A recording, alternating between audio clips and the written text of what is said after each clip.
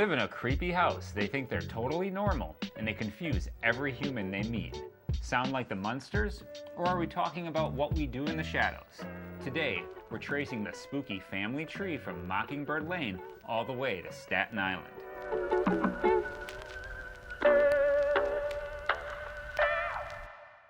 Hi, I'm Mike D, and welcome to Real DNA, a series where we explore the ties that bind different IPs together. Today I'll be opening the dusty coffin lid on a couple of my favorite monster families. The Munsters ran for 2 seasons from 1964 to 1966. It was shot in black and white with multiple cameras. Common for its day, each episode was a standalone story, and the show relied on humor that was family-friendly and often based around some misunderstanding that the characters had with their more normal counterparts. The Munsters were part of 1960s network primetime TV, airing on CBS on Thursday nights at 7:30. Today, the show has an IMDb rating of approximately 7.8 out of 10, and according to the Nielsen's ratings, Season 1 was ranked number 18, but in Season 2 the ratings dropped due to competition from Batman, which aired at the same time slot. What We Do in the Shadows ran for 6 seasons from 2019 to 2024, and it aired both on FX and streamed on Hulu with a budget of $12 to $15 million per episode. I couldn't find the data on the Munsters' average budget, but I think it's a safe bet to say it was less than that. What We Do in the Shadows was episodic, with overarching storylines that would be told over the course of a season. It had the feel of a horror-based version of The Office, shot in a single-cam, mockumentary style with interviews, deadpan delivery, and realistic takes providing the humor. It never was a Nielsen chart topper, but it has an IMDb rating of 8.6 out of 10, and it sits with an average Rotten Tomatoes score of 96%. The Munsters was a family-friendly, wholesome show for all ages, designed to have a broad appeal in the style of Gilligan's Island, Bewitched, and it took a good number of cues from the Addams Family. Airing during the monster craze of the early 1960s, it appealed to kids who were fascinated by the classic Universal monsters, and it catered to that audience with slapstick humor and wholesome misunderstandings. The audience even were given a character that they could identify with in Eddie Munster. What We Do in the Shadows appealed to fans of deadpan and absurdist-style humor, similar to The Office, Parks and Rec, or Flight of the Conchords. Its primary demographic was people between 18 to 34, millennials, and older Gen Z who could appreciate its gore, sex jokes, and nihilism. Despite these differences, both series draw from their comedy coming from supernatural beings doing everyday things. Think of it as monsters meet the mundane. The Munsters had an altogether average 1960s nuclear family, where the dad worked and the mom was a housewife.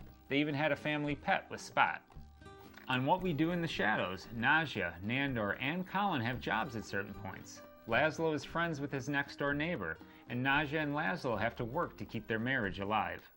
Both shows work with fish-out-of-water humor, where the characters in each show seem to expect to be accepted and to fit into society. They are often oblivious, though, being unable to see anything wrong with themselves and finding that it's others that are a bit strange. However, where the Munsters try to live a normal, everyday life and to be regular members of society, the vampires in What We Do in the Shadows believed that humans should fear them, but unfortunately they often found themselves too lazy to dominate the world.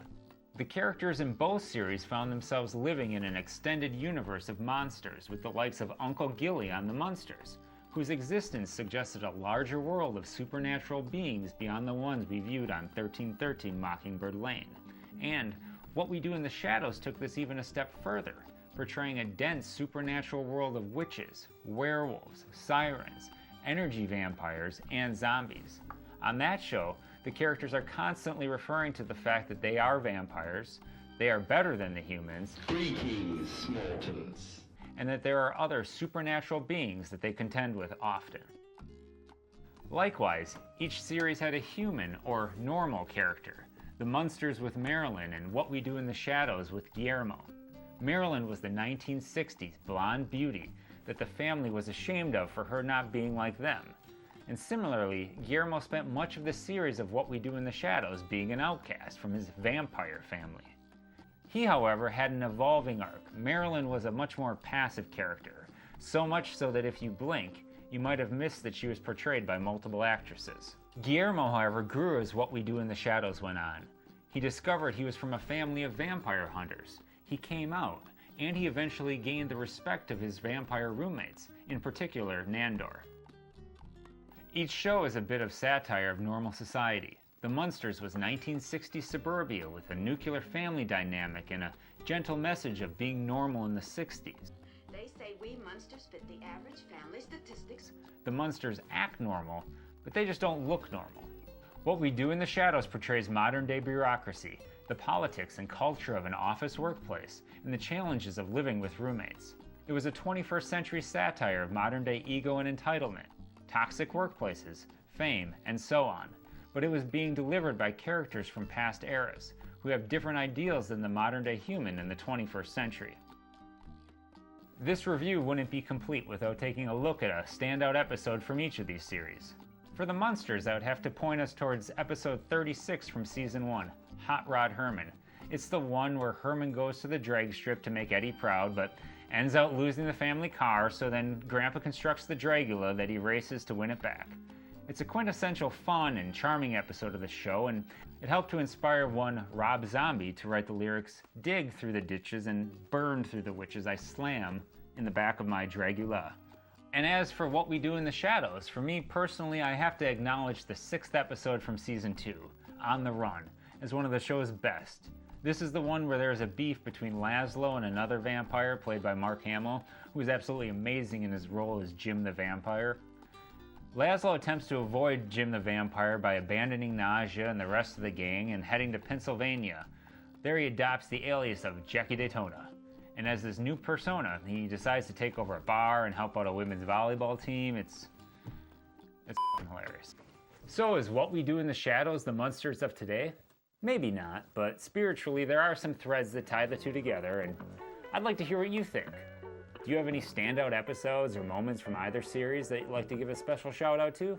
Let us know in the comments below.